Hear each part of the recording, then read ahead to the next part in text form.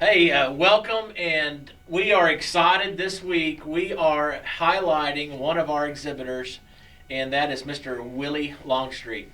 Do you like to go by Willie? Yes, sir. Perfect, perfect, perfect. Well, we are excited. I love to highlight students that are doing something exceptional or remarkable, and I think you certainly check every box. And I want to tell you first how we met. Do you remember when we first met? I think I do. We were getting a pig out of a trailer, right? Oh my goodness gracious! Yes, I do Yeah, remember. so I remember it. So I look out the back of a trailer, and this 8 foot tall young man is coming toward me. Okay, so 8 foot tall young man is coming to me, and I've got a little bitty pig in a pen, and in our trailer there's a shelf. Do you know where I'm going with the story? I almost killed myself getting on the Yeah, trailer.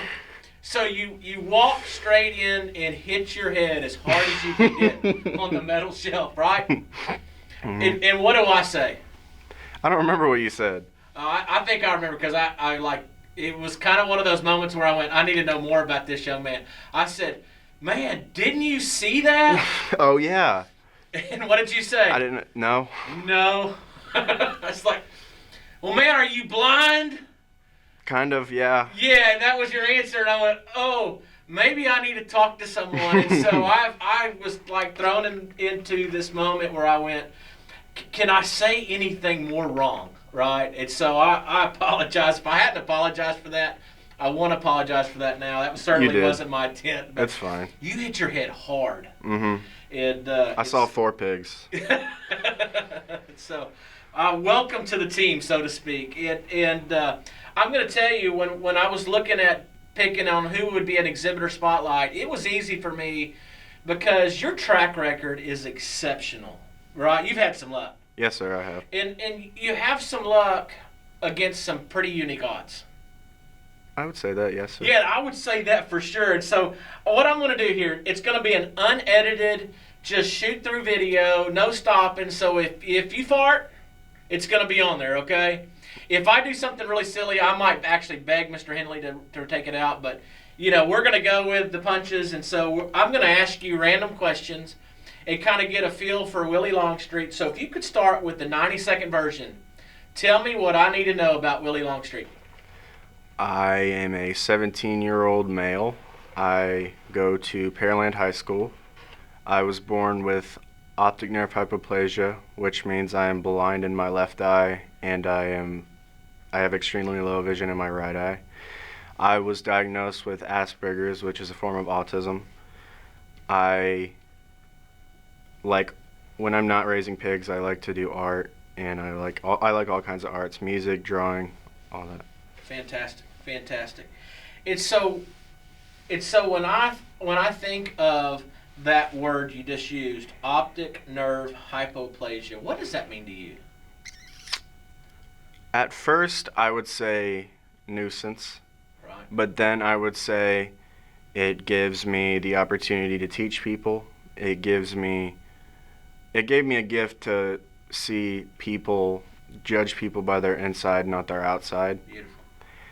And it gets kind of lonely sometimes, but I have tools and I have great people around me to help me out, and I'm really thankful for that. Awesome. Well, here's what my daughter says about you. You know my daughter? Yes, sir. Yeah, my daughter is like the biggest Willie fan. I asked JC, I said, tell me about Willie. She said, first of all, Willie's a champion. Okay? She said that before you were ever crowned a champion, okay? She said, you're a champion, you're a beautiful soul, and you're one of the funniest guys she'd ever met. So, hey, I'm going to put you on the spot. What's your favorite joke? Let me think. Okay. All right, I got one. So, a man and his wife are in the hospital because she's giving birth. Okay. And the doctor's like, sir, there's this new machine, I can transfer her pain to you so you guys can even it out. And then he's like, sure, doctor, let's try it. So then he turned it to 10 volts of the pain. The man's like, I don't feel a thing. He went to 50. The man was like, I still feel nothing. And then he went to 100. He's like, this is going straight to the father. How are you not feeling anything? This could kill you. Then the man's like, well, I don't feel a thing. So they have a little baby boy. They go home. It's a normal day. The man comes from work. and to see his wife crying. And then he asked her, "Wait, what's wrong?" She's like, "Well, the mailman died." No, no. That's awesome. That's awesome. Yeah. So why did you choose pigs? I grew up watching Charlotte's Web and Babe. That certainly helped me. Wouldn't have guessed that. And you recommended pigs too. And I think they're cute, and I heard that they're a lot like dogs, and I really like dogs. Okay. So. Well, cool. Well, here's one of the things that I kind of unpack in my mind, and I ask it from an education perspective. How is it to be a legally blind person raising the most difficult animal to raise? They don't have a halter. They don't show in lines. They have a mind of their own. Mm-hmm. Tell me what that looks like. At first, it doesn't look pretty at all. You've seen that, but as you go, I just keep working with them, and I try to get to know the pig, because I mean they all have personalities. Sure. So I've just tried to compromise and work with them, and then if they don't turn out well, it was something with me. But some pigs are just better than others. Well, I'll tell you from an advisor standpoint, you have a remarkable connection with your animal.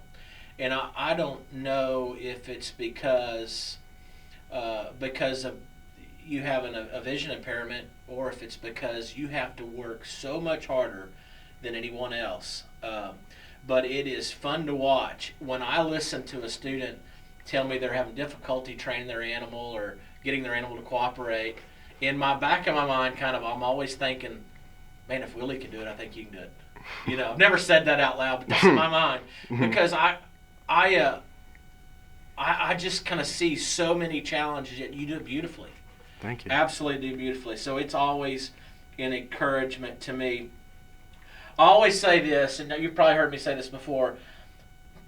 We use pigs as the tool to make good humans. How has raising pigs made you a better human? It taught me to stick with stuff and be responsible.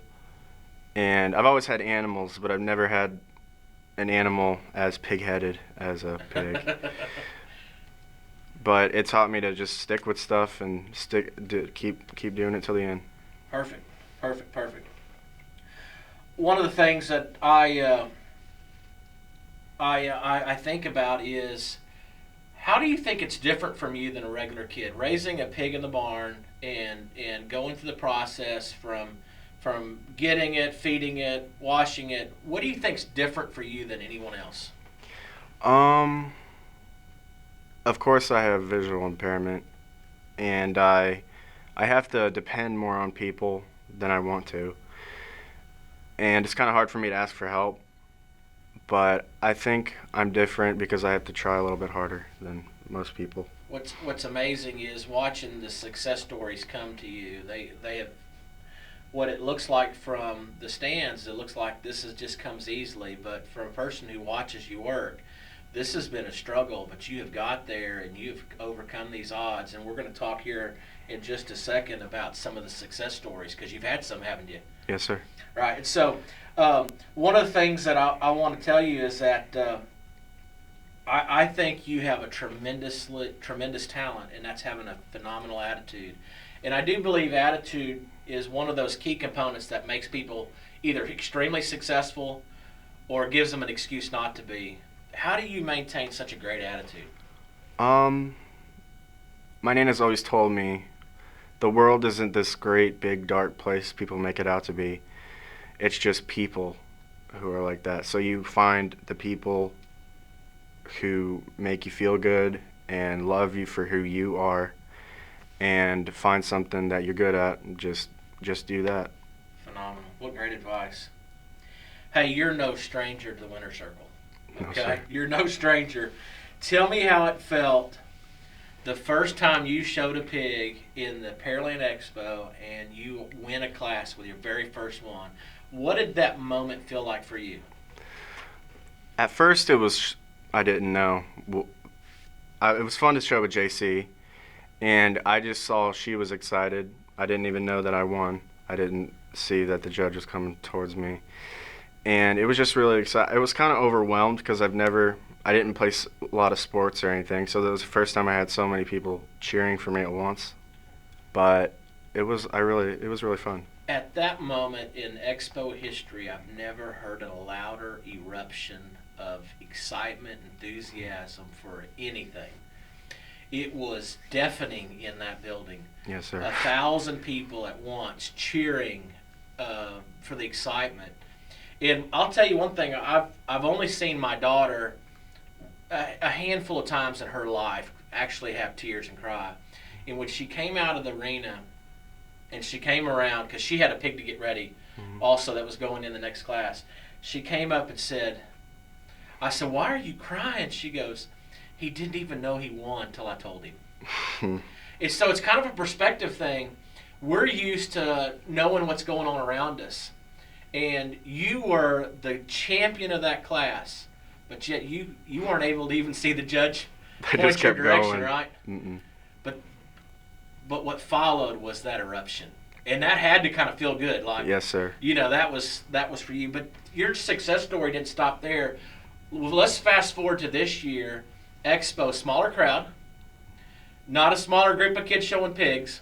No, sir. You go on. Well, you finish. What happens? So I was just happy that I got first class for my pig because she was a very difficult pig. And I was just doing my own thing in the first class pigs. And I see the judge coming my way. I hear him coming my way because he has the microphone. And I was like, well, what's he doing? He smacks my pig. I was first worried about the pig. The pig goes straight for somebody with the camera, rams right into them. And then I freaked out because I didn't know I got grand champion. Yeah, it's so they give you this, right? Yes, sir. They give you this, and I think that's a pretty special thing. You know, in our house, we never fed for a banner, but it was always in the back of our mind, and not many kids get to hold one. And so you've back-to-back year, you've won the coveted belt buckles. Mm-hmm. You've received a banner. I don't know how to make it any better, and you're doing all this with odds stacked against you. Right? Yes, sir. And I think it's beautiful that no matter what obstacle you have faced, and you have a difficult pig this time. Yes, sir. That you have one of those pigs that would try any exhibitor. He's difficult. He doesn't want to listen sometimes. He'll run from you and all that. And I've watched over the last weeks. All of a sudden now that thing does everything you need it to do. It's so you have once again you persevered. I have no idea how the major livestock shows will go with Houston and all that, and I don't know if you'll hold another banner in your life. Yes, sir. But what you show everyone else is there's no excuses. There's no excuses, and I'll tell you, I will.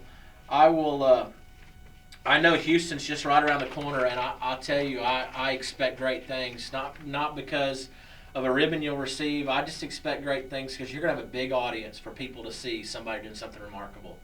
And I'm fired up about it. I will tell you, for the first time, I had an opportunity to get a moment of experience what you experience. I got to wear a set of simulated goggles that simulate your vision. Mm-hmm. And for me, the best way I could describe it is, one, I knew ever running was out of the question. Because I could really only focus on something really within 2, maybe 3 feet at the most, that I really could see that far. And everything else behind that all the background blended in. Yes, sir. And so I instantly felt anxious. You know, I kind of felt like, you know, what would I do if something happened? You know, how could I overcome that?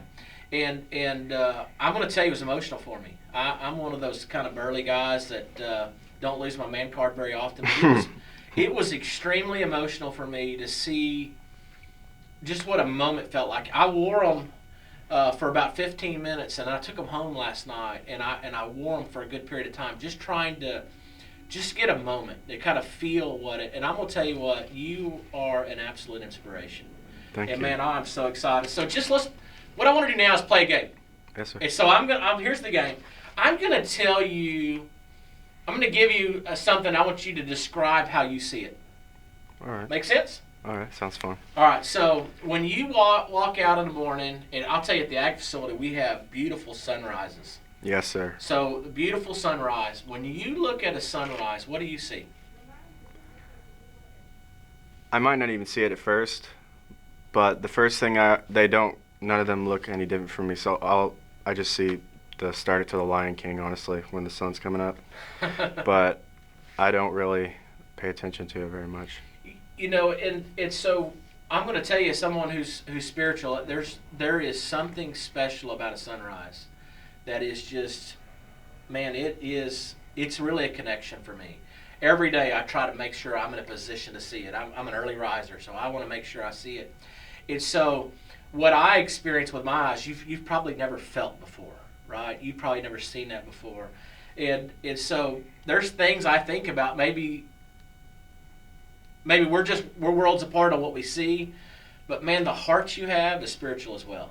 You know, and I'm so fired up about that. Tell me what you see in a classroom when a teacher writes something on the board. I see just squiggles, and I end up just getting my phone and taking a picture of it. I got you. It's so. So once you take a picture of it, what are you able to do then? I just zoom it up on it. It's still on my face, even though I zoom up on it. But yeah, I use a lot of my electronic stuff to help me out. Beautiful. Your brother plays ball, right? Yes, sir. What is a ball game like for you? What do you see? I usually have my head in my phone, but I just see like most young people, right? But I see little dots just running, and it irritates me sometimes because I want to be there. But I mean, there's no point. It's loud. It's like just I don't see anything. So what sport does he play? He plays baseball. So you ever seen him make a hit? I've heard him one. You've heard him make one. Yes, sir. Little things that are just different for you, and I just it's about perspective, right? It's just seeing how we see the world differently. Tell me when you go to watch your friends show a pig from the stands, what can you tell? I look for the color of the pig. Okay. I can't see like the tiny dots on them like some pigs have. Sure. But I see like the general color of the whole pig. So here's my favorite one of all the description. Tell me what your future wife looks like. Well, she probably look like Drew Barrymore or something, but wow, that's a nice one. I'm glad that I don't, she'd need to be nice to me and have a kind heart and be a good person. I'm going to tell you what, whoever you end up with as your wife, I pray that she has got a beautiful heart like you do. I pray that she is kind to you and she sees that you don't really have disabilities. You have tremendous abilities. And as I look at your YouTube page, right? Yes, sir. Give it a shout out. Dinkus Malinkus. It's something else. Dinkus Malinkus. That was kind of fun to say. Dinkus Malinkus, and what is it? I just post animations and talk about stuff. It's so. I recently got to watch one that you made, and of course, I think it'll be made public after the Houston Livestock Show and Rodeo. But you actually made a video about butterflies for the Houston Livestock Show and Rodeo Wildlife Contest. Yes, sir, I did. It's a wonderful, wonderful video. I enjoyed watching it and seeing it come together. And it's just a reminder to me that even though you have a visual impairment, you still are able to draw amazing drawings, build amazing characters, give them attitude, give them quirkiness, give them great humor.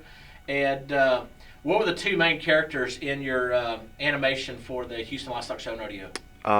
Their names were Spee and C's. They were the Species Brothers. The Species Brothers. I thought that was really, really clever. Hey, we're going to get close to wrapping this up, but I want you to read something on my phone, okay? Yes, sir. I am Mr. Morgan's hero. You are, Willie. Look at me. You are my hero. Thank you. And I think that the more people find out and learn about you, they will see a tremendous human. And I am so grateful to be your advisor.